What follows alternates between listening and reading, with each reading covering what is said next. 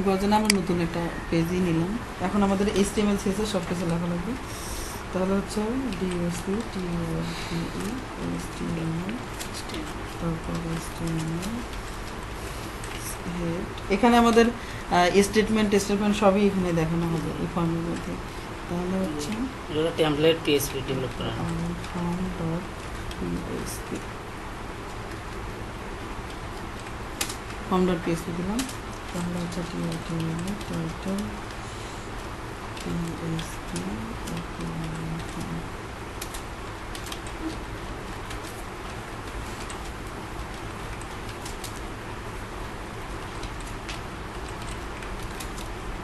তারপর হলো বডি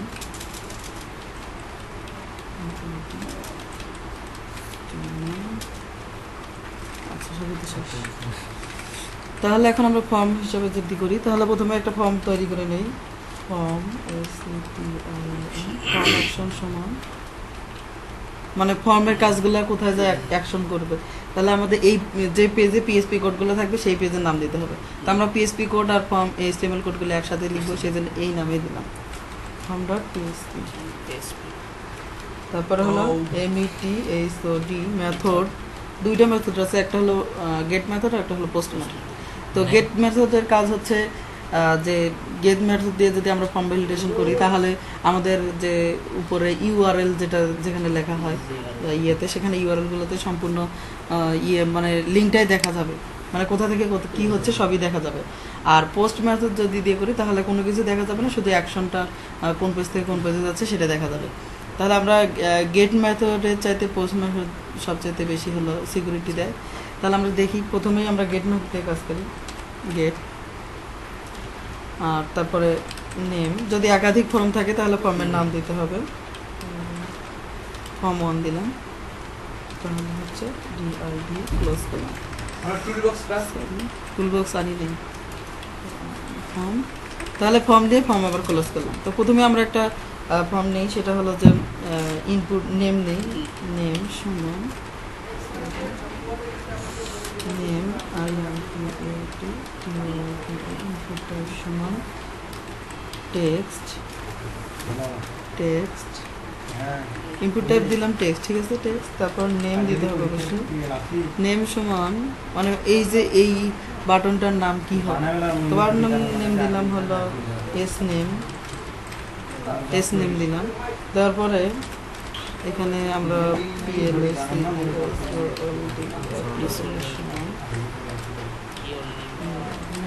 এটা দিলাম, ইয়ার নেম হিসেবে দিলাম। দেওয়ার পরে আমরা এখন হলো সাবমিট করবো এই ফর্মটা।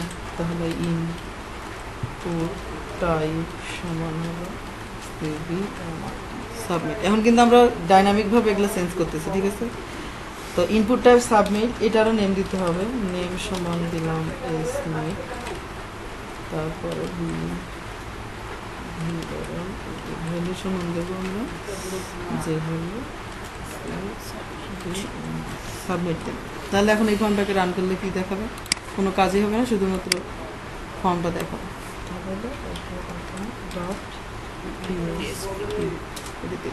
তারপর তাহলে একটা ইনপুট বক্স আসলাম। তাহলে আমরা উপরে আর একটা দিই যে এই সন দিয়ে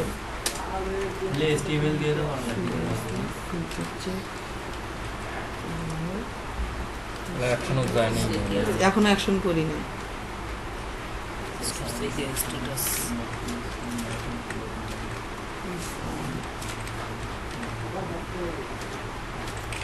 কি করলাম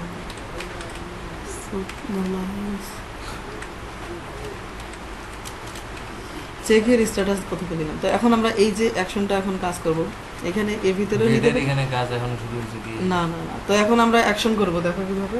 তাহলে প্রথমে পিএসপি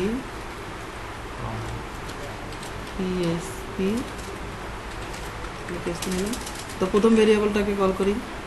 তাহলে প্রথম ভেরিয়েবলের নাম হচ্ছে নেম হিসেবে নিলাম। নেওয়ার পরে গেট মেথড কল করার নিয়ম দেখো। তাহলে হলো $, আন্ডারস্কোর, বড় হাতের গেট, তারপর হলো থার্ড ব্র্যাকেট এবং শেষে সেমিকোলন, তারপর মাঝখানে ডাবল কোটেশন সিঙ্গেল কোটেশন, তারপর সিঙ্গেল কোটেশন দিয়ে এই যে আমরা এস নেমটা দিলাম, তাহলে এস নেমটাকে কপি করে আনা আমরা এর ভিতরে দিব। S name. আর এটা হলো পরেরটা হচ্ছে সাবমিট, তাই না, বাটনটা এসমিট নামে নিলাম। আর পরে এর নেমটাও হবে এসমিট। তাহলে আমি এখান থেকে এখানে ডাটাগুলো নিয়ে আসার জন্য কিন্তু এটা করলাম, মানে এখান থেকে ডাটা সাবমিট করলে যাতে এখানে চলে আসে। তাহলে প্রথমেই আমরা দেখি, প্রথমে একটা ফর্ম ভ্যালিডেশন করে, সেটা হলো যে ইফ ইলস স্টেটমেন্ট দিয়ে আমরা করি। ইফ ভেরিয়েবল সাবমিট এসমিট, যদি ভেরিয়েবলকে যদি সাবমিট করা হয়, এটার মানে বোঝাচ্ছে এটা। অ্যান্ড, তাহলে অ্যান্ড অপারেটর পড়ানো হয় না এখন, আচ্ছা অপারেটর রয়েছে অ্যান্ড, এটা হলো অ্যান্ড অপারেটর, ডাবল অ্যান্ড দিলে অ্যান্ড অপারেটর। তারপরে অ্যান্ড ভেরিয়েবল নেম, যদি এই দুটো থাকে তাহলে হচ্ছে ইকো করি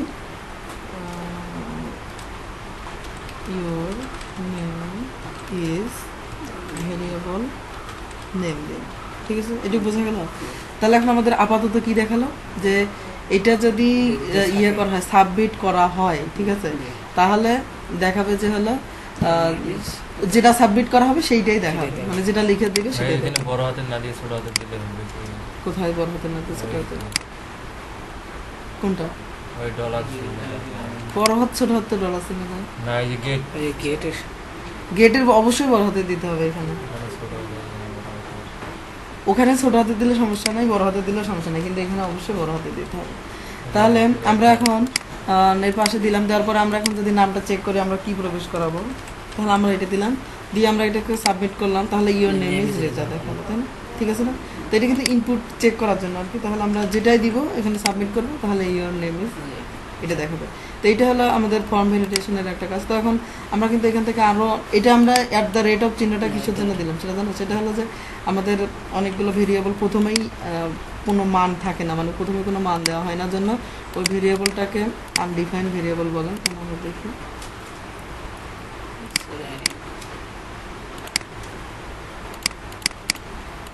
তাহলে এখন আসতেছে না। আচ্ছা যাই হোক, তাহলে এখন আমরা যদি এখন হলো ফাঁকা যদি ইয়ে করি, সেটা কিন্তু কোনো কিছু দেখাচ্ছে না। তো অনেক সময় দেখা যায় যে ফাঁকা সাবমিট করলে দেখা যায় যে ফাঁকা সাবমিট করছেন আপনি। তো এরকম করে অনেক কিছু স্টেটমেন্ট দেওয়া যায়। তো আমরা এখন যদি ফাঁকা থাকে সেটা দেখাবো। যদি ফাঁকা থাকে তাহলে কি দেখাবে? তাহলে দেখো ইফ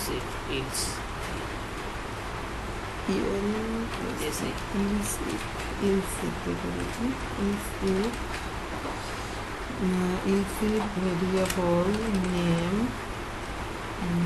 সমান ভেরিয়েবল নেম সমান এমটি,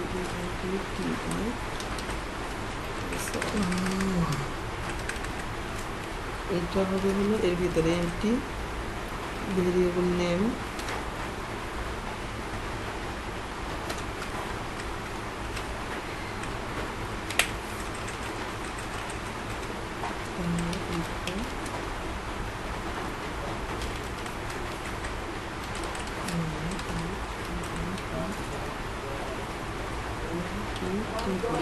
তাহলে এটা এখন দেখাবো এমটি।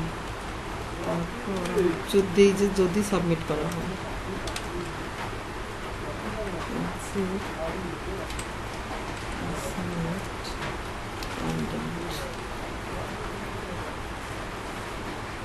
দেখি ইয়ে তোমার ইয়েগুলো তারপরে, তাহলে নেম ইজ এমটি এটা দেখালো। তাহলে আমরা এমটি সাবমিট করি, তাহলে নেম ইজ এমটি দেখাচ্ছে, ঠিক আছে না?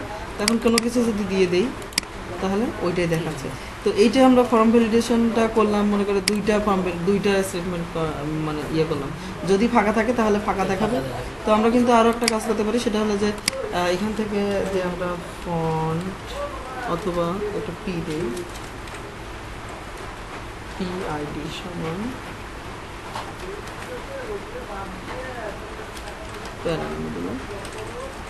মানে তারপরে এটাকে আমরা একটু স্টাইল করবো। উপরে যদি স্টাইল করার জন্য আমরা চাই,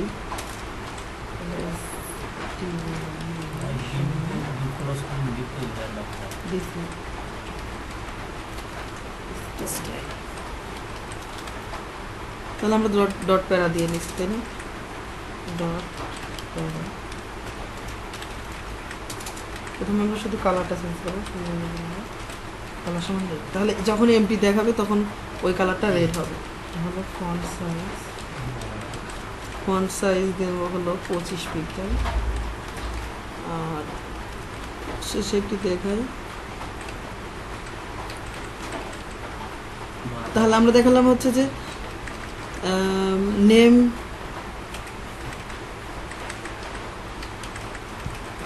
দেখেন নেম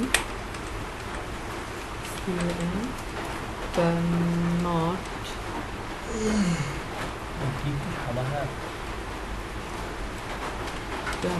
বি এমপি কই ডিপ সাদা হয়ে আছে ক্লোজ করছি। ও সরি সরি, এখানে পি দিতে হবে। আচ্ছা, তাহলে আমরা রিলোড করলাম, করার পরে এখন ফাঁকা সাবমিট করি, তাহলে দেখা যাবে name can not be empty. Sorry, কাজ করলো না কেন, পিআইডি সরি, আমরা এখানে ক্লাস দিয়েছিলাম।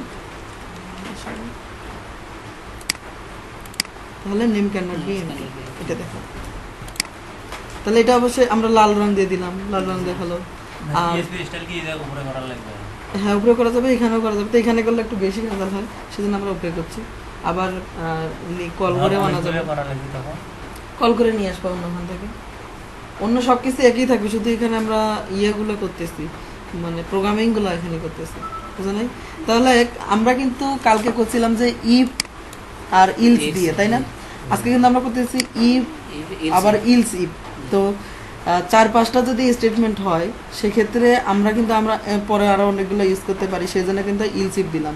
তাহলে প্রথমে একটা স্টেটমেন্ট দিলাম, আবার আরেকটা যদি ইফ ইলস স্টেটমেন্টের মাধ্যমে সর্বোচ্চ 2টা স্টেটমেন্ট কল করা যায়, একটা হলো ইফ আর একটা হলো ইলস। আর ইলস ইফ এর মাধ্যমে তুমি যতক্ষণ পর্যন্ত শেষ হবে ততক্ষণ পর্যন্ত করতেই থাকবে।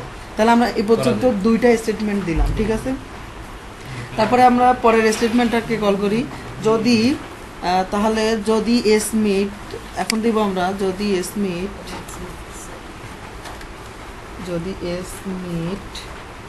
এসমিট থাকে,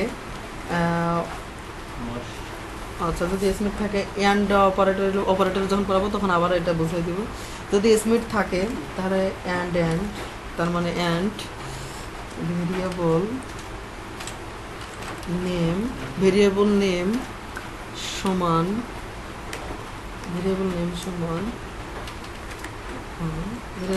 যদি এটা হয়, রেজা হয়, তাহলে কি দেখাবে দেখো, ইকো। এখন আমি আমার এখান থেকে ফটো দেখাতে পারবো, তাহলে ফটো দেখানোর জন্য imgsrc সমান, এখানে সিঙ্গেল কোটেশন অবশ্যই, imgs স্ল্যাশ, তাহলে আমাদের একটা কিন্তু কালকে ইমেজ আমরা রাখছিলাম ওর ভিতরে, তাহলে আমরা ইমেজটা দেখাই। কোনো ভ্যালুই নেই,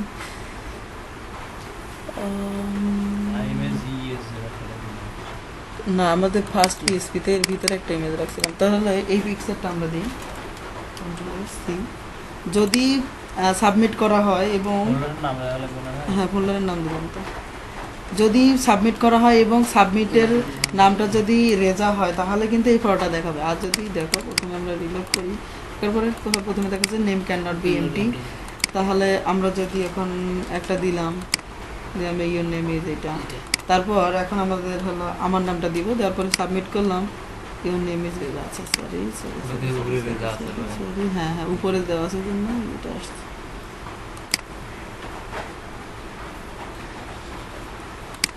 তাহলে এখানে আরেকটা কন্ডিশন দিতে হবে, সেটা হলো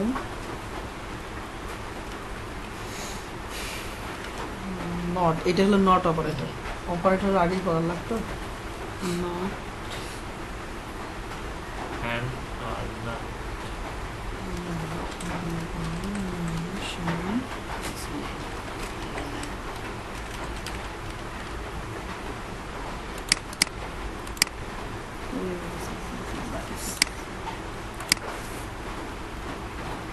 দুইটা মনে হয় দেওয়া লাগবে।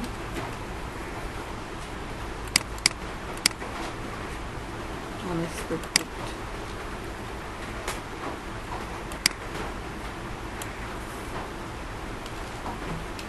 And a variable name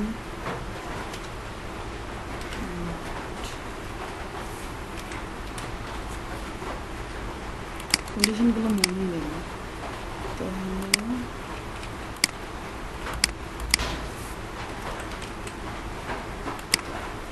সেইটাই রেখেছি। তাহলে রেজে দিলাম সাবমিট, আবার সাবমিট, মানে দুইটা কন্ডিশন দেওয়া আছে তো, একটা প্রথমে হলো প্রথম কন্ডিশনটা ধরে, তারপরে আবার সাবমিট করলে তারপরে কন্ডিশনটা ধরে। তাহলে আমরা এখানে হলো দুইটা কন্ডিশন দিলাম, এখানে প্রথমটাতে দিলাম এটা মানে নট, যদি এই নামটা এইটার সমান যদি না হয় তাহলে হলো এটা দেখাবে, আবার পরের বার সাবমিট করলে পরের স্টেটমেন্টটা চলে আসবে। তাহলে এটা ওই যে বুঝে গেল। অপারেটর এটা বুঝি না। অপারেটর গুলো মেলা পরে, operator এটা অনেকগুলো অপারেটর আছে, এটা সম্পূর্ণ সময় নিয়ে করতে হবে 1-1.5 ঘন্টা ধরে, সেই জন্য কালকে আসে। তারপরে এখন আমাদের হলো সাবমিট করলাম ফর্ম দিয়া, তারপর হলো ফর্ম ভ্যালিডেশনে প্রথমটা করলাম, যদি ফাঁকা থাকে তাহলে কি দেখাবে, আর যদি হলো সংখ্যা জাতীয় ইন্টেজার এরকম টাইপ কিন্তু করা যায়। তো আমরা কিন্তু এর আগে হলো ইয়েতে স্ট্রিং ফাংশনে সংখ্যা জাতীয় না কি এটা কিন্তু দেখছিলাম, তাই না? তো সেই রকম করে আমি যদি ওখানে শুধু সংখ্যা তুলতে চাই তাহলে সংখ্যা উঠবে, যদি ইয়ে তুলতে চাই শুধু নাম্বার তুলতে চাই নাম্বার উঠবে, স্ট্রিং তুলতে চাইলে স্ট্রিং উঠবে, এরকম অনেক ফর্ম ভ্যালিডেশনে অনেকগুলো পার্ট আছে আর কি। তো এইটা হলো বেসিক ফর্ম ভ্যালিডেশন, যেটা সেটা দেখানো হলো। এখন এই যে ফর্মগুলো আমি লিখলাম, আমার নাম সমান রেজা, এটা আমি কিভাবে ডাটাবেসে আপলোড করব, তারপর ডাটাবেস থেকে আবার কিভাবে শো করাবো, এগুলো কিন্তু আরো অ্যাডভান্স লেভেলের কাজ। তো আগে এইটুকুই বুঝুন।